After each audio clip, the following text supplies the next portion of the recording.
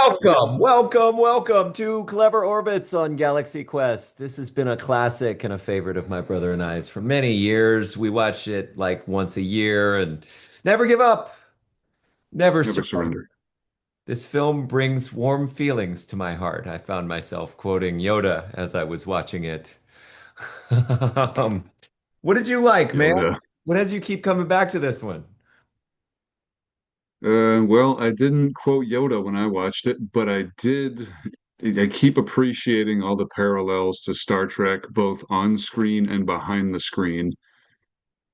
It's funny how people consider it the seventh best Star Trek film of all time among fans and other people who just like science fiction movies, because there's a lot that's really true to how Star Trek is portrayed and how it's, especially the original series, all the archetypes are represented.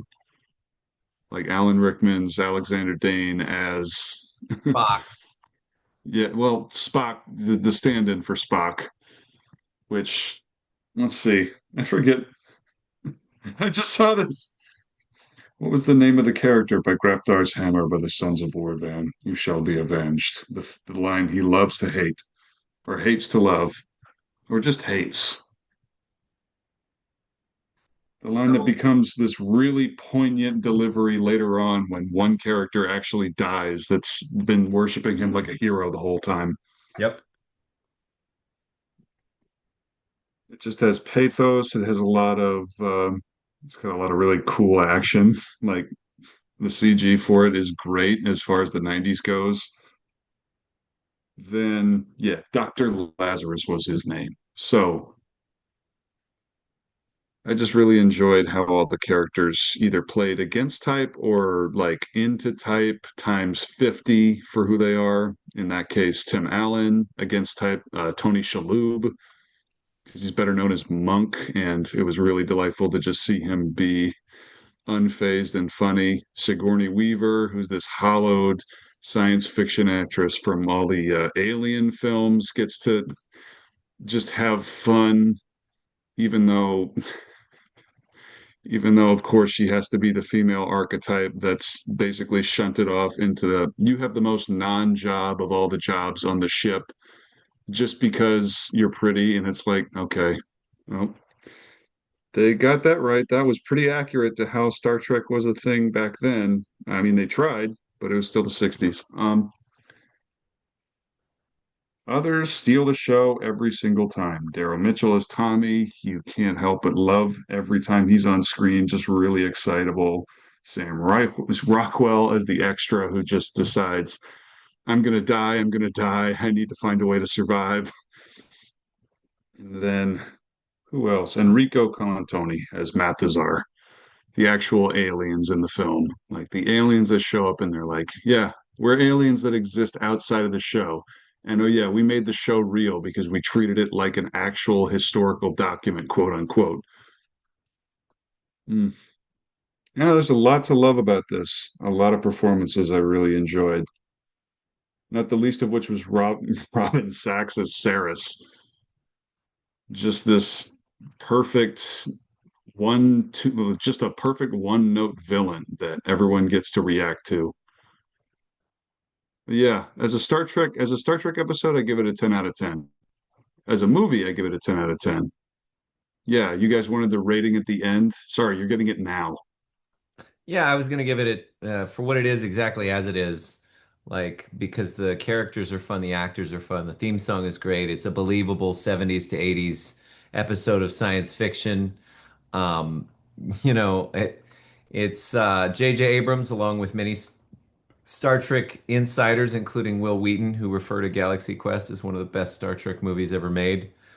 And yeah, so there's details to jump into, but let's see. Well, the moments of compassion, where he coaches Fred into finding his greatness around the use of the teleporter, and Fred finds it. They're suffocating. Somebody, I forget who was quoting, but it reminded Yeah, me of like, Sigourney Weaver says that as the room full of thermians are being the oxygen is being sucked out of the room. Yeah. Yeah, and then so I thought evil thrives when good men do nothing, and these people discover that they're actually good people, noble and integrous. The underneath the Well, egos of actors yeah, and the difficulties with like being in life and making their bills and then when Alexander, the same moment that you're quoting, there's another moment of compassion for me where he realizes just how much he always mattered as that character. Like he always wanted to matter differently, like by another means, which mirrors Leonard Nimoy writing "I am not Spock" and then writing "I am Spock," owning the fact that it's part of him and honoring the fact that it's part of him, and it takes, his career years for him to realize and stabilize a way of relating to that part of him. And then I like Mathazar. I cried as well when he claims his leadership and power to stop Saris. He just he freaking hits him, and I was just like, they Senator already have Kane. a. Yeah. And then Hmm. something that I only saw this time through that I never knew because I never watched to the end of the credits. Oh yeah. Mathazar saying "Never give up, never surrender" at the very end of the very end of the credits.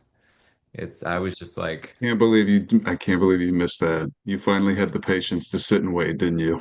I didn't I mean I wanted to know if there was anything I might have been missing. But yeah, so the meaning of the show itself and the part that these people play in it upon their return to the conference, I think is portrayed in a poem by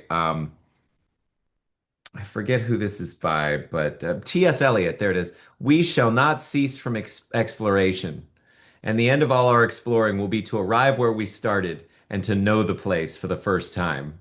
So Strange New Worlds tried this recently, where they had Uhura's character articulating kind of the value of Star Trek while talking about another show that's very similar in the context of a holodeck adventure inside of the show Strange New Worlds.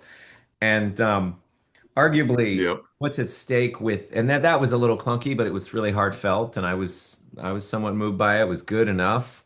But this whole movie does that better, I think. And I think like they're both equally funny in the way they try to approach it. But yeah, since the film is devoted solely to that purpose, I think yeah. yeah, this is more eloquent, this is more elegant, this is more interesting. I thought of it as there's such a great coaching film. And then let's see, I noticed so much more in this rewatch, man. I was really surprised that there was so much I hadn't seen because I was just kind of put it on and watch it, and then you're not really paying attention. But the Thermians are us as fans refusing to believe that it's all fake. I believe that it's all real enough, and it always was. It's emotionally, existentially, and psychologically real enough for me. That's that's how I feel about Star Trek in general.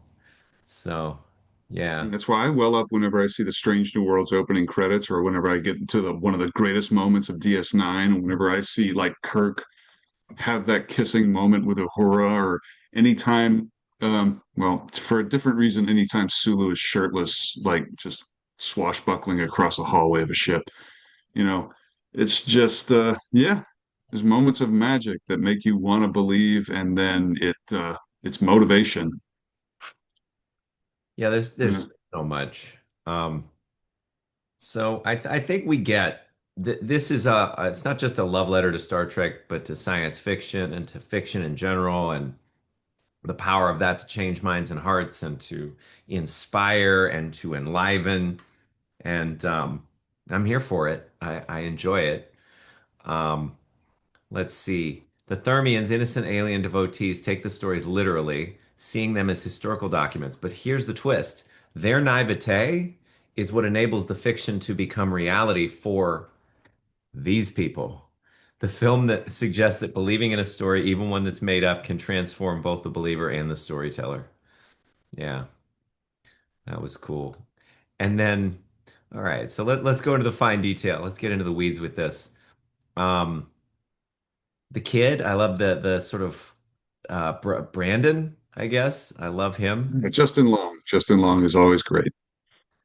And then it critiques its own tradition while deepening it is a phrase that in the that was bandied about as I was creating reviews for this. And I never noticed that before. there's not just the Peter, Peter, Peter, Quincy, Quincy, Quincy, Taggart, Taggart, Taggart, which I love. Which when Guy does the announcement for like Tim Allen's character to come out on stage for the convention, yeah, what does Yeah, he yeah. notice?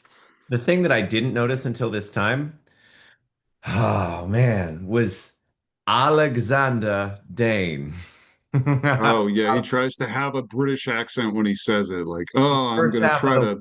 for the first half of his name, yeah. Um, Yeah, he does the thing that everyone from the UK hates Americans for, which is try to do an accent.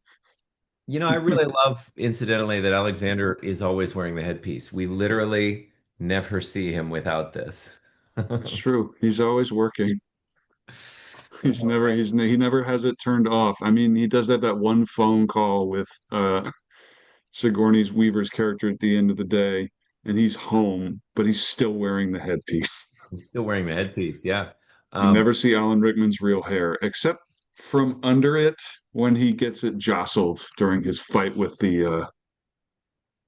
Saris and his folks. yep, yep. So Yep. let's see what else we got. Tech Sergeant Chen, and then he squints his eyes. So problematic. So problematic. Tim Allen was born for this Mm. role by Grabthar's hammer. What a savings. That was great. It's not that he says it, it's that he has to be kicked from his like dazed It's both. stupor Yeah, yeah. just to deliver the line. Yeah, there's a lot of entertainment there. Mhm. And then I Like like, Guy, go what ahead. about Guy when he's just like Sigourney Weaver's character is trying to approach the aliens on the planet. She's like, "Hi, hi there." And he just grabs her and pulls her back, and he's like, "Did you guys ever just watch the show? Yeah.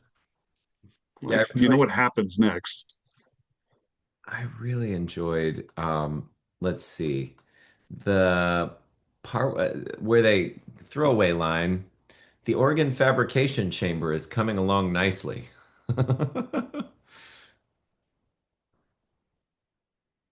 Yeah. I mean, that's just a Star Trek line that just showed up. Let's see. I like that Jason drinks Glenlivet. I used to as well. Initially, the character is actually more noble than the person of Jason himself. He's playing someone who's more noble than he is. And then he evolves to become that person or to become better and more like that person because he sees the necessity for that character existentially to deal with what comes up. And so he eventually adapts. Like we'll do that. Like he's kind of rolling with the punches, trying to figure out WTF to Well, do. well, well, in that moment, he's just trying to like look like a leader, and he's just like, "Okay, that sounded like something right, so I'm just going to agree with it. We need to move on." Well, his journey is the journey of someone who's originally kind of money hungry and greedy and not really understanding what's possible in the milieu of this show and this place. And then he gets more nobility as he steps back into inhabiting the role. He's trying to play the part of a leader, and then he realizes, Mathazar, I'm so sorry I lied to you. And he realizes, wait a second, he reaches down past his own ego to be vulnerable, and then somewhere as he's reaching through that muck, he finds something in himself that enables him to be like legitimately a leader, committed to more than just his own, like legitimately committed to more than just his own profit margin or whatever. And I think that pulls him out of the top of level two because he's got a nice house. He's got a nice house. He's living in like Los Angeles or whatever. So he's sort of successful. So Um, what is level two for anyone who is just listening to this Galaxy Quest review and doesn't know yeah. what the levels are? Yeah, level one is disoriented. Level two is goal oriented. Like happiness comes from me making shit happen. Level three is wait, it's in me, always was and always will be. Happiness. I'm here to enjoy the journey. Level four is I'm here for more than just me. And then level five is I'm here to be guided by intuition, God, infinite intelligence. And so Yeah, I all the got characters are pretty much at level 2 when we start. They're just trying to get through the day and figure things out, and they're slightly more effective than your average Joe because they're like actors and whatnot. And they're oriented towards their own selfishness and fulfillment and satisfaction for themselves. But then they open their heart and feel the pain of they're suffocating or observing what's going on with this crew and this civilization. And yeah, then they evolve, they adapt, they become noble. They become the crew of the Enterprise as time goes on. They start off as actors playing the crew of the Enterprise, but they become the crew of the Enterprise. And by the end, when the show relaunches, they are in fact themselves Mhm. the best versions of themselves, which is why I imagine you can see I love this as a coach. Like sometimes circumstances squeeze out our virtue or forge our virtue. That's a better way of putting it. Um, and it's also hilarious. Could you try not to hit every Every single one. They're magnetic. What do you want from me? and then they use that later on because they know that he knows how to hit every single one, so they get close enough to almost hit every single one so they can carry it and hit the bad guy. Yeah, Great. good foreshadowing. Yeah, yeah. And then okay, they talk the aliens talk like seals. I like that. Arr, arr, arr. Guy climbs under the station when he's scared. That was delightful. And then the tonal shift. It's straight humor. Yeah. Then it goes drama, but the humor is still integrated, so they don't leave it out. It's both. And somebody was arguing that the marketers did not quite know how to market this film because they were like, what is this? And Yeah. I get it because it's a new genre. It's different. It's unique. It's interesting. It's Yeah, special. it's like the whole mockumentary thing, but there's actual stakes. There's actual like no, the Star Trek universe out there is real, but these are still actors and they have to deal with that. And it's all, yeah, they somehow pull together and create circumstances under which, hey, we won. Oh wow, I don't know how. I mean, we decided to be good people. And then Really, the plot rewards them yeah, for choosing to be good people. yeah. Oh, okay. So I love the Thermian's laughter. I love Tony Shalhoub. His line delivery of the technobabble is great. And then he looks His line delivery of everything. Yeah, it's just come on, group hug, everyone. You all did good. You all did good.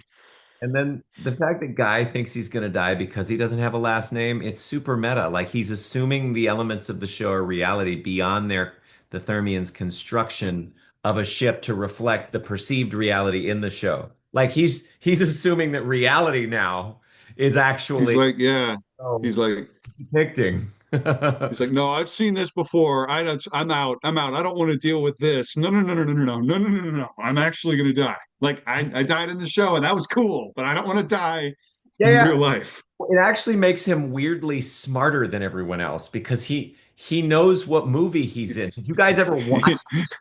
He sees the code, he sees the Matrix code, and he's just trying to reconcile everything he's learned with everything he's seeing in front of him. Yeah, so this all led to an interesting question. I wonder if William Shatner could actually serve as the leader if this happened to the original series crew, or which Star Trek actors could actually handle situations like this. I mean, like I could see I feel like all of them could have, and Shatner could either be a better version of that or a worse version of that. I just don't know. We don't know because it didn't happen to him, but way to know, but someone should make that movie. Someone should make that movie. That would be entertaining. It's what like Star Trek aping Galaxy Quest aping Star Trek, but the actors play themselves because there's precedent. William Shatner played himself in Free Enterprise. It was a really great movie where he parodies himself, and yeah, I was entertained. It's all right, always but about you, isn't it? it's always about you. Yeah, go. I'm in. I'm good, but I'm gonna secretly sacrifice myself. He didn't secretly Now say it's like, yeah, he saw that. Well, anyway. That's He arguable. could have been pulled in. That was a Jack Dawson can't fit on the door of the Titanic situation. I don't believe it for a second. Okay. Um, Brandon has a compact computer. LOL, I remember those. We had one. Um, I liked and noticed Sigourney Weaver delighted at Brandon being delighted that it's all real. It was super subtle and super slight, but so you have to. Yeah, yeah, but she's like he really loved the show, even though he's kind of delusional, I think. But no, he's like really, yeah. I we have fans. I We have appreciate. fans. Yeah. And then let's see, there's some pretty deep cuts here with Trek lore, like the Star Trek V rock monsters that never actually saw the screen, but were behind the scenes in the scripting of it. And Arena. It's like Arena, where Kirk fights the Gorn, except now it's this other Mm. monster that's not, it's slow and not that threatening. But Yeah, and they treat it and they even treat it like it is going to be a threatening presence during the whole thing. yeah, and then it's not. Like And I love it. he hams up the fact that it could hurt me, but it's not going to do anything. He's just like playing with it. And it's the rock monster we need to worry about, Rock which I Mon- think that was pretty cool. Like, Rock- okay, what Trek ideas do we can we integrate? yeah, Because this is cool. I've never seen an actual rock monster like that anywhere else in Trek. I mean, yeah. That that No, that actual monster, yeah. So let's see. just When rocks that kill red shirts. That's all we've seen. And those are monsters. let's Because see. someone cared about that red shirt at one point. Emergency shutdown, core override in You seven mean overload? You mean overload? overload. Yeah, overload in 7 minutes. I just love the That's distance between the first part of that phrase and the second part and the third part. Yeah, I leaned into it. It's not quite that long, but it's the way that it lands for the ears. It's like something's wrong with the computer. It's just taking forever to say simple sentences. well, yeah, the freaking ship was blown up by mines. You broke the ship. You broke the bloody ship. The bloody ship. You broke it. And the way the variations on the theme music are woven through the movie is appropriate. I thought that was great. I really enjoyed that. Yeah. Oh yeah, any really catchy theme. Like I wonder if they knew they had a catchy theme on their hands and they're like, no, this has to be the cornerstone for the soundtrack. And It, it has to anchor everything, every good moment in the movie where the heroes triumph. This has to be in some form or another, blaring or just an undertone through which another melody or harmony can be weaved. It's like it's really cool. It's so catchy. it is one of my main reasons for going back to the film. Um, I like that Hmm. Jason eventually gives credit where it's due to everyone else beyond his ego. Like he's appreciative and acknowledging and Yeah, on but the it's like same, it's the least he could do at the end of all of that. I mean, it's not just the least that he could do. He's going out of his way to be conciliatory and collegiate. I think that that's worthy of note. I think it's good. I'd like to give him that too, Yeah, yeah, let's give it I to because suppose. we could read it as a lot lower volume than it is, but I choose to believe in the version of this movie where he has a full-on character shift. And then I know. Yeah, the character shifts happen in the span of an hour and a half back in 90s movies. I get that. There's no whole there's 10, no therapy that needs to happen or like a change of character that has to happen gradually in real life. nope. But I'll tell you what does happen. And we were talking about this. I enjoyed it. Guy becomes the security chief in the new version of the show because that makes it so much less likely that he'll be killed as a red shirt. It's his entire job to make sure red shirts don't die. Now, of course, Right, I'm king of the red shirts. Tasha Yar, Yeah, but he that's doesn't know what he's done to himself. that's the exception. You know, Tasha Yar, Nah, but she's the exception to the Trek chiefs of security usually survive. Yeah. he's gonna die. He's gonna die. He's living in a false sense of security now. And then let's see, there's no chief of security in TOS. Worf survives, Odo survives, Tuvok, Reed. Uh, Lieutenant Commander Nan in Discovery, Noonien Singh in Mm. Strange New Worlds. Uh, You're going by precious statistics. what of Picard or Lower Decks? Yeah, that he dies, but he comes back to life. The guy in Lower. Yeah. Yeah, that's not even the point. Guy Fleegman is going to die eventually. He's way too confident. Oh yeah. All right. So, um, that's my thoughts. I agree with you 10 out of 10. I mean, I've got some stuff that GPT came up with that was interesting. The move from egoic resistance, I'm above this role, to wholehearted embodiment of the story's archetype.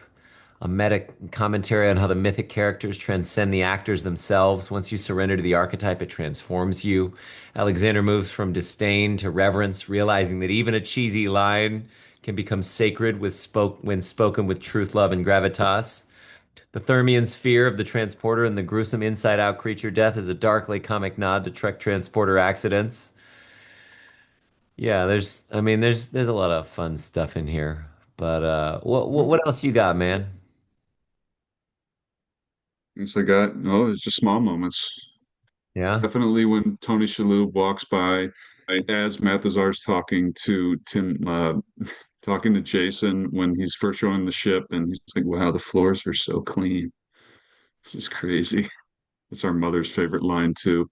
Oh yeah. And then, yeah, and then just anything Tommy does when he gets really excitable, just screams, ah, like that. And then